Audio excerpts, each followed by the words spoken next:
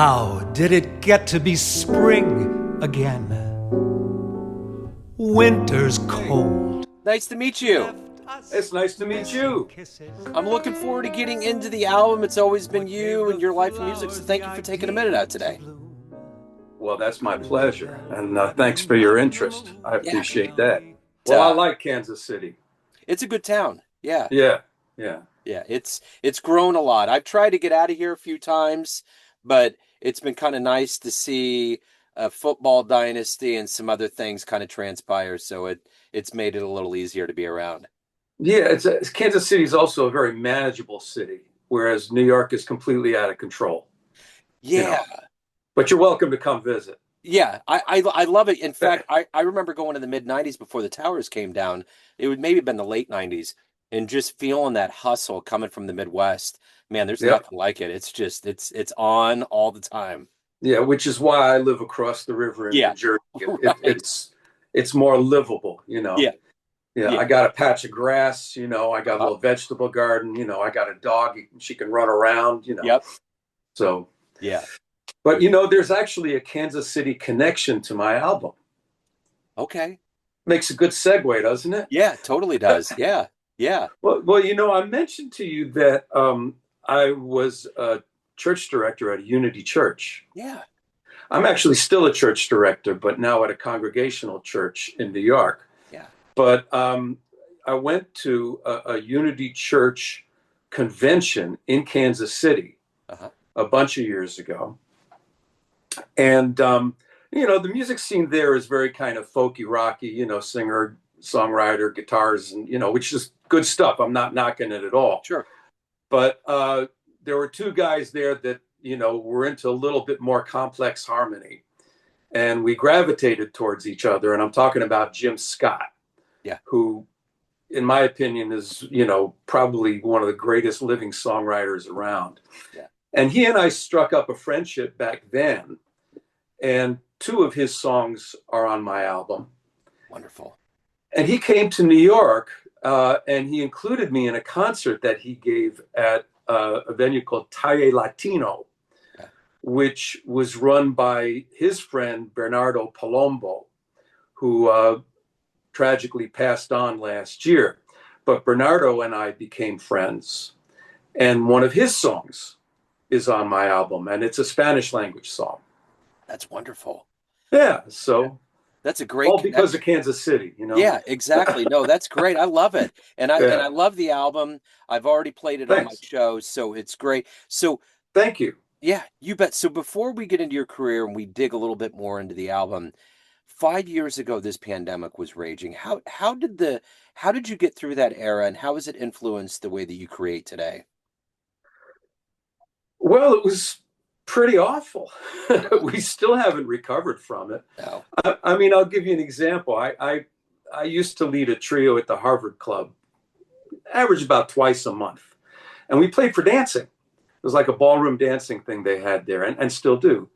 And also I participated, they had solo piano music like 4 nights a week.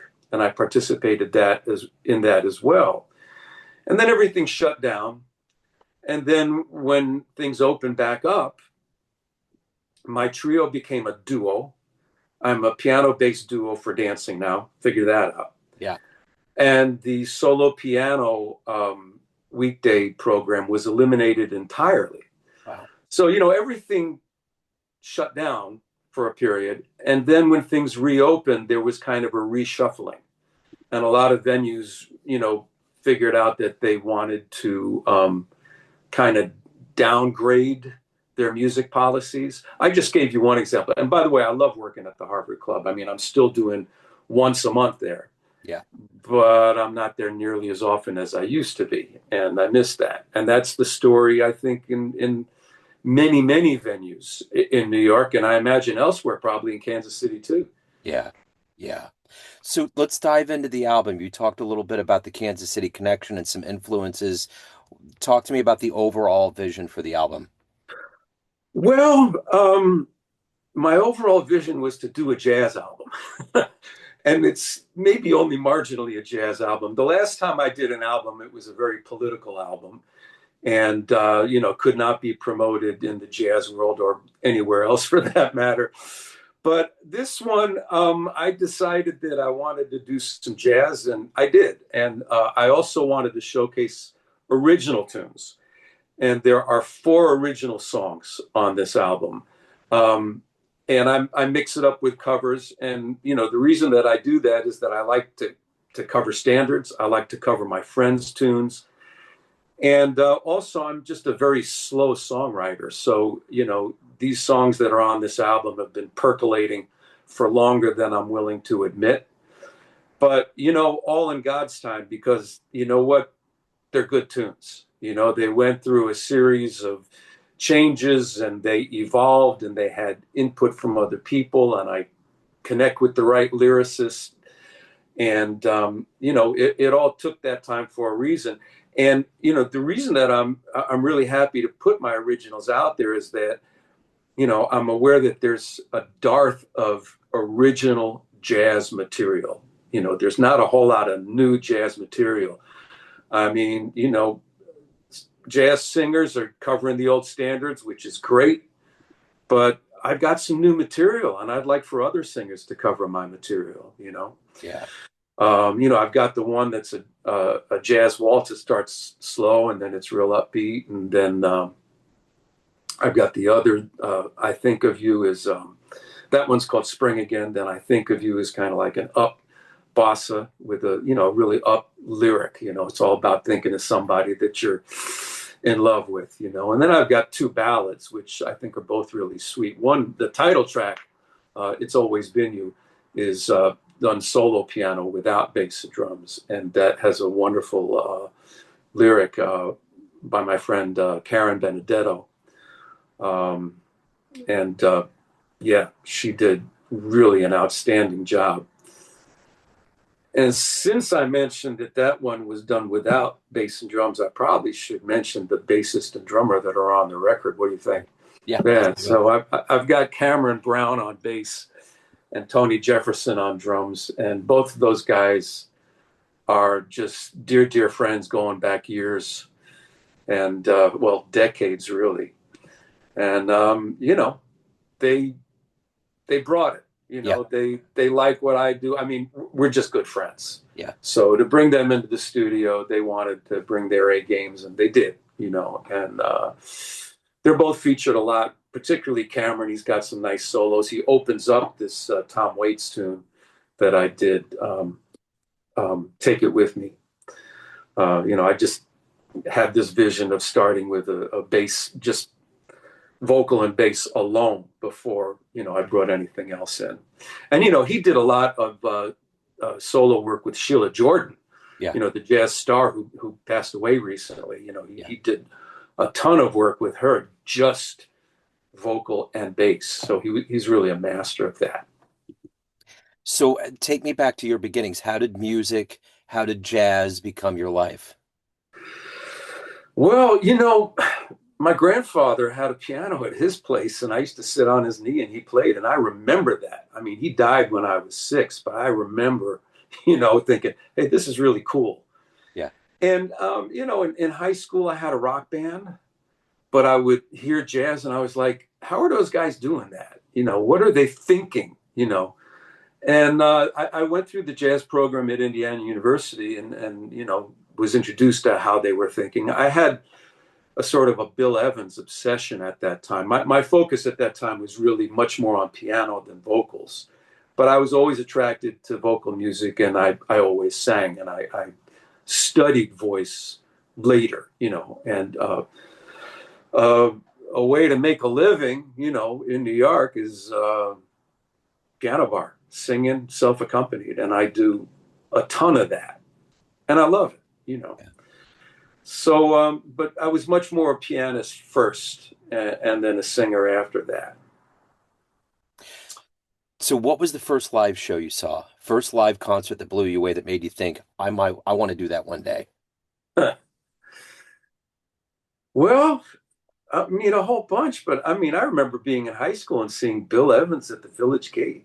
Wow. Yeah. That's crazy. Yeah, I mean, I'm old enough. Yeah.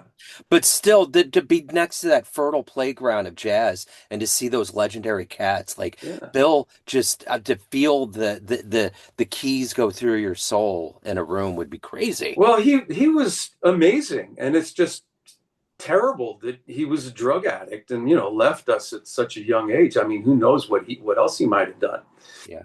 But in answer to your question, I think that's the piano concert or the performance that blew me away. But I gotta talk about the vocal one too. I saw Johnny Hartman when I was in college at this at a jazz club in Louisville, Kentucky. I was in Indiana, and me and a couple of buddies, we just took the 2-hour drive down to Louisville to hear him. And years later, I became friends with pianist Russ Kassoff. And in fact, he's got a jazz radio show, and he's played my album a bunch on his show at WFDU. And we figured out that Russ Kassoff was the pianist accompanying Johnny Hartman, back in the day, back in Louisville, Kentucky, So yeah, I mean, I'm not a young guy, and I think an advantage of being as old as I am is I got to see a few of the greats that cannot be seen anymore. Yeah. That's amazing. So, was it always music for you? Did you know that being a musician was it, or was there anything else on your radar? I always knew. I tell you, when I was 8 years old and I was taking piano lessons, my grandfather had died, and we got the piano. The piano was in my house, and I was taking piano lessons, and I knew right then. I said, I want to be a piano teacher. I like my teacher, and I am. I mean, I've been an educator along with being a freelance musician all along. And I teach both voice and piano. And I teach kids who want to sing self-accompanied. I've had a bunch of students that do that. So I'm able to, teach both voice and piano and how to do it together. So yeah, my first goal was to teach, actually. And then when I was in high school and I had a rock band, I wanted to be a rock star. and I'm not. Right. So that fell away, But then, the attraction was to jazz, Sure. Well, and I'm curious, when you're getting into music, you have this dream of what your career is going to be like, what it's going to be like to be a musician every day. That's your job. And Sure. then it actually happens. What's been the difference between the dream of this life of being a musician and the musician life that you've lived? Well, I mean, the musical life that I have actually lived professionally has really not been in the jazz world, or has been peripherally in the jazz world. Sure. Because when I first got to New York, it was like I had to make a living, and I had friends who were just really dedicated to jazz, and they were just doing jazz gigs for $50, and I had the opportunity to put on a tux and play in a hotel lounge for $120 a night, which back then was money, Yeah. So the choice between, and a lot of jazz guys would just frown at my having made that decision. But I tell you what, I've done lots and lots of the hotel lounges and restaurants. I've been a musical director for shows. I've done a ton of piano bar work. I've accompanied a lot of singers. So I've had a lot of variety in what I do. And I've done lots of location jobs, where, overseas piano bar jobs, which has been very cool because it's introduced me to different cultures, and I sing in different languages. So, now in my old age, I'm like, well, yeah, I've done all that stuff and I have all these skills, but I really need some exposure in the jazz world because I don't have it, Yeah. So that's what the jazz album's about, Yeah. So what do you like the best about being a professional musician? What gets you up every day and continues to push you to evolve? I mean, honestly, I can't really imagine doing anything else. My wife and I are separated, but, back when we were married, she and I, had different lives. She was in the corporate world. And, so she was climbing the ladder, and her income steadily increased, while mine was up and down and up and down and up and down and down again, and maybe up, And, I used to talk to her about, maybe I should get out of this and go into your world. And she said, you would never survive in the corporate world. And you know, I just took her word for it. I think she was right. Yeah. Yeah. So, and also, you know, I have a daughter and she's in college, and I was able to raise her in music. I mean, she was singing kitty jingles when she was a kid, you know, and one of the singers that I used to accompany, he's a cabaret star, Richard Skipper. He and his husband are her godfathers. Yeah. And he got her into a bunch of like off-Broadway productions, which was amazing, you know. So it was good. It was good. It's been a good life in the business. It ain't over yet, knock on wood. And it was a great way to raise a kid too. Yeah. And she and I had a ball together, just doing it together. Of course, I was her teacher too. Sure. You know, yeah. You would mention, you know, you kind of mentioned Tom Waits. You've mentioned making political albums. We're in a very strenuous time in this country right now. Yeah. There's a lot of things that are going on, and I think musicians giving people that gift of either an album or a live show is a big deal. How much of helping people escape into the music and having some level of relief during this time, how much of that is in your mind? Well, you know, that's a good question. And I don't really see myself escaping because I haven't. I mean, I'll be real straight with you. I am a Jewish activist for Palestine. Yeah. You know, I am absolutely committed to the total liberation of Palestine. And I've become an enemy of a lot of my people. I mean, there are many Jewish people who agree with me, but most don't. And, you know, my first album addressed that issue. It addressed peace and justice, and it addressed Palestine directly. This album is not political at all. So, you know, in real life, I don't escape. I mean, when I'm not making music, I'm organizing and leading demonstrations, and I speak on the issue. I mean, I've been trying to shut down illegal Israeli real estate events in the town where I live, where the Jewish community is, you know, very dedicated to supporting Israel while I'm very dedicated to opposing them.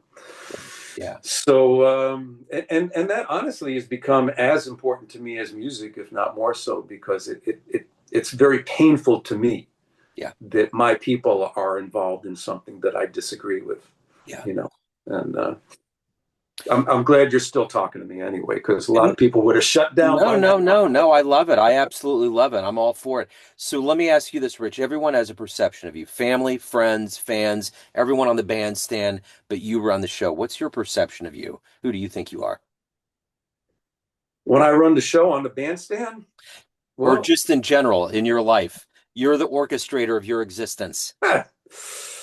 Man, I'm singing and playing. And I'm looking for support from bass and drums, and I use good people, so I always get it. And, you know, most of the time I'm calling the tunes. Sometimes I look over my left shoulder and I say, hey, Cam, what do you want to play?